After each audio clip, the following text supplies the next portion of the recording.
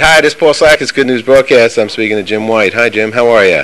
Hi, Paul. Good morning. How are you today? Okay, good. We're meeting through a mutual friend, John, the Stellar family, who are great souls. And John and Kate Romero sent me your latest book, and it is gorgeous, and it's gorgeous in many ways. It's gorgeous in its design, and it is gorgeous in what is inside of it, the words, the thoughts, and the world, everyone, listen to this. The world is a safe place.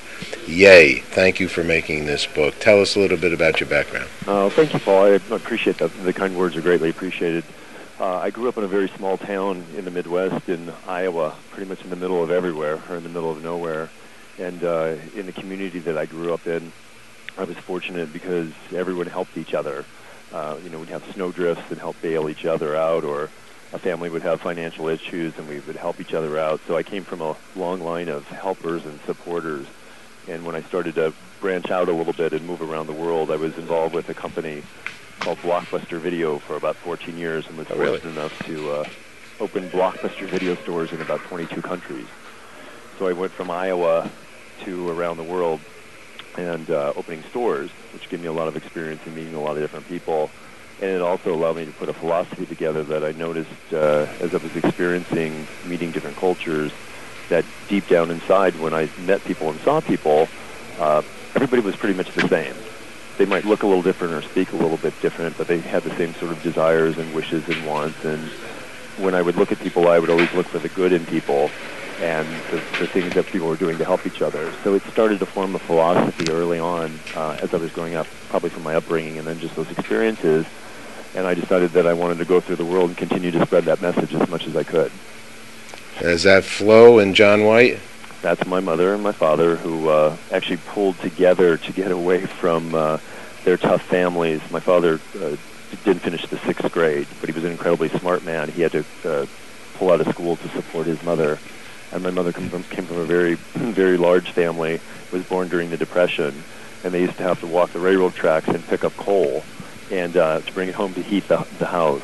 And those were sort of two experiences that I had never could even fathom in my life because I was so surrounded with love and warmth and support and supplies and things like that. So, but they had both decided they didn't want to have that same experience for their family, so they worked really, really hard, and they pulled into a place in the Midwest where we could live affordably and be raised with love and abundance. They showed me how love can exist in the midst of any circumstance. Yeah, it was a remarkable model. I mean, I have a lot of gratitude because I know not everybody on the planet grows up with that experience. And so when I'm walking around and I'm shaking hands and meeting people in my day-to-day world and job, I try to feel that and think that and project that to people. Because I kind of feel, Paul, that we're like ants, A-N-T-S, ants in an anthill, and we touch feelers and connect, and we take that message back to the collective or to the hive. And so when you go to shake someone's hand and you smile, you pass on a positive message while you're thinking it. And if you happen to be in a bad mood that day and you're grumpy or those kind of things, that message gets passed on as well. And so I attempt most of the time to stay in that state of mind to be able to, and state of being to be able to pass that on to other people. Well, you're passing it on right here, right now. I feel it, and I love the word love here. The world is a safe place is dedicated to all the people in the world who seek answers and the truth, and who are not afraid by what they find. Love, L-O-V-E. I just bought love stamps yesterday. Okay. It's okay. Well, love's a scary thing, Paul. You know, I've had it a few times. I'm not like Elizabeth Taylor, but I've had it a few times, and putting yourself out there in any form, whether it's just communication or actually, coupling with someone, it's pretty complicated. In my many years now, gosh, I must be going on 20 years of human resources, there's one thing I still haven't figured out, and that's how people operate. I can give you some philosophy or some opinion about it, but if I told you I knew the answer, you better just stop this interview right now. Well, it's an individual kind of answer anyway. Life is a very individual situation. You are what you think. Which is the emphasis for thinking positively, because if you want to be positive, you have to think positive. What is your philosophy? I'm okay with that. I mean, my philosophy is really at the end of the story, whenever everything's over, if there is, or ever and over, our lives are over, and this drama that we've all lived through is over. What I really believe is everything is fine. I think that we're in a place right now where we're all just working through all these complicated problems. And again, because human beings are complicated people and things that we wouldn't have it any other way. And I watch what happens with social networking now, with Twitter and Facebook. We're in a new dawn of where information is available constantly, if we choose to find it, to almost everyone. Look at the Gulf spill right now. If that would have happened 10 years ago, the information and things we would have been getting would have been very, very limited. And now people are being presented with a choice. Because when you have information, you're presented with a choice. And the choice is usually, okay, I'm going to look at it. I'm going to ignore it. I'm going to try to do something about it, or multiple of other choices in there. So I think we're in a really exciting place to be able to make changes. And when I decided to get busy with The World's a Safe Place, I decided to self-publish the book. I did the whole thing myself. I didn't understand what it was like to write a book or anything at all. It took me a long time to do the first one. I'm working on a second book now, which I'll have done by the end of the year, called The Middle of Forever. But the experiment with The World's a Safe Place was to put a book out there, publish it physically, get it done, see what happened. I have nice little cards. I call them inspiration cards. And I had 20,000 of them printed, and they have messages from the different chapters of the book. And as I was traveling around the world, I just started laying them in places. I put them in tip jars, and I stuck them in airplane seats, and this is before spamming was popular, and dropped them around just to see what would happen. And I would get messages back into my email, and most of them very, very positive. Wow, this is a great message, and thank you so much, and I feel the same way. And then on the other side, I would get people who would respond and say, no, it isn't. And that is really the dialogue that I wanted to be able to start with folks. I have T-shirts that I wear that say the world is a safe place. And people will walk past me. They'll glance at it and they'll walk past, or someone will stop me and they'll say, no, it isn't. And then that gives me the opportunity to answer back, why do you think it's not? And when you put that question back to people, it's kind of interesting. They sort of pause a little bit, and you'll get somebody who walks away a little bit, where it'll start a really interesting dialogue. Because as a problem solver in my life, and a problem solver in my career with other people's lives, that's where things start to get better. That's where they start to get fixed, when the dialogue starts. And some people carry on the conversation, and they'll try to get through it a little bit, and then they'll walk away. But I know that in consciousness, whenever you're affected by anything, if you see it, it sticks, for the most part. And when it sticks, it's almost like you have to do something about it. So The World's a Safe Place is really an experiment to ask everybody, all your listeners, anybody who would be reading this in whatever medium they see this, is the world is a safe place? It's not a safe place? How could it be a safe place? And that's where the fun starts with this whole project. Well, it's wonderful. I love become the master of your own. I mean, your thoughts, your quotes are the quotes of your own quotes, right? I mean, Correct. These are your own thought processes, Correct. One after the other. Becoming aware of miracles invites them into your life experience. What would you choose to be if you knew you could create anything and everything? No harm can come to you in this place. Well, do you think people feel safe, or are they, a lot of people think that they have fears. And in fact, I'm a believer that actually the war kind of thing, the fighting kind of thing, is about survival and the fear that we won't survive. Correct. So people, and I'm an interfaith minister, I'm a very spiritual being, and open for anybody's beliefs or no beliefs, it's all good. And I also believe in the afterlife, so I believe the machine keeps running. Maybe it makes me feel good, but that's just the way I think. I got more time at it, maybe with less bills, but I'm sure hoping. So I don't know. It's I guess it's we do the good news thing because mainly because it is mostly good news. Everybody who got up, that's really good news. I'm breathing. I feel pretty good right now. What a blessed opportunity. And if you had a bed, wow. And you had a roof, wow. And you had a glass of water near you, wow. And right. The real, not so the complicated news is those that don't have any of those, and that's maybe 2 billion. Sure. And that's a big number. So, this is gravy. Well, there's a couple of things. There's a lot in that thought you just had. First about fear, there's an acronym, and you've probably heard this before. I quoted it in the book: false evidence appearing real. False evidence appearing real. And, one of the things I have experienced in my life, when I fear or feel fear or experience it, now I'm not talking about safety fear where someone's coming at you probably want to run and move out of the way, but the fear expression of when there's something that feels uncomfortable, it's usually triggering a response and an action to learn from.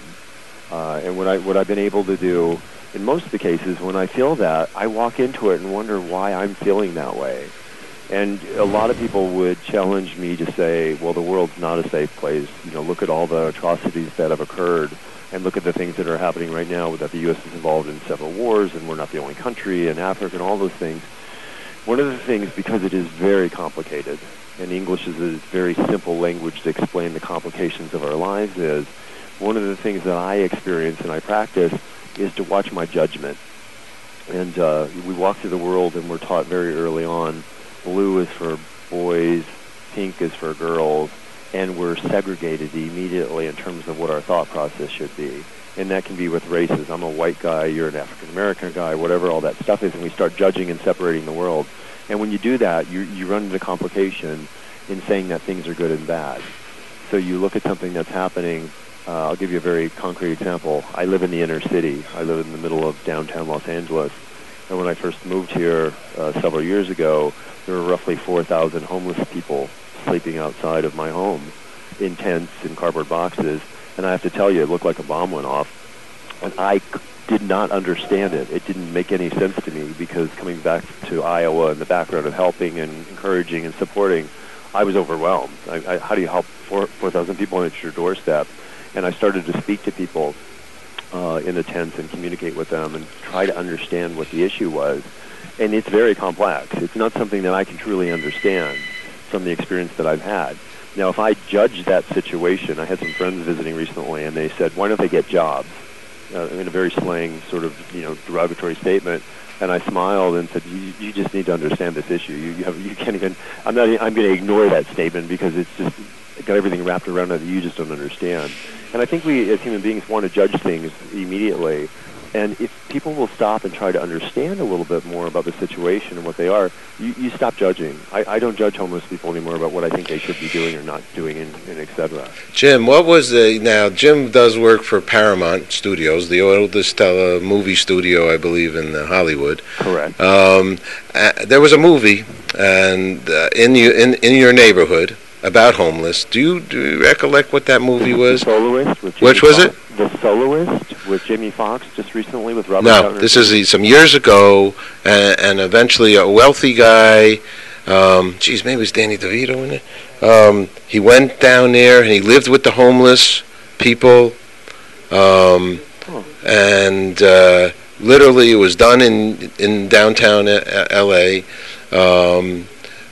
Oh my God, he lived with the homeless. He was a millionaire, and he lived with the homeless in downtown L.A. I'm not familiar with that one. God darn it, I can't remember the name of that movie, but it was our kind of movie. Okay. All right, it was showing that we are all people too. Well, this is the thing. So here's an example. So I'm learning about homelessness and everything, and then I'm learning the bigger picture because it's incredibly complicated. We probably can't get into it on this call. But then I thought, okay, now I've learned enough that I know I have to be involved. So then I started to explore what people were doing for solutions. And what I do now is I'm on the executive board of directors of a preventing homelessness agency called Beyond Shelter. It's called Beyond Shelter, and it's www.beyondshelter.org, O-R-G. And I help solve the problem for homeless women with children or homeless men with kids. Because the part for me that I just couldn't even fathom was seeing the kids on the street. And since the problem's so big, and this is, I think, where people get overwhelmed, when a problem is so large, they can ignore it because they don't know what to do.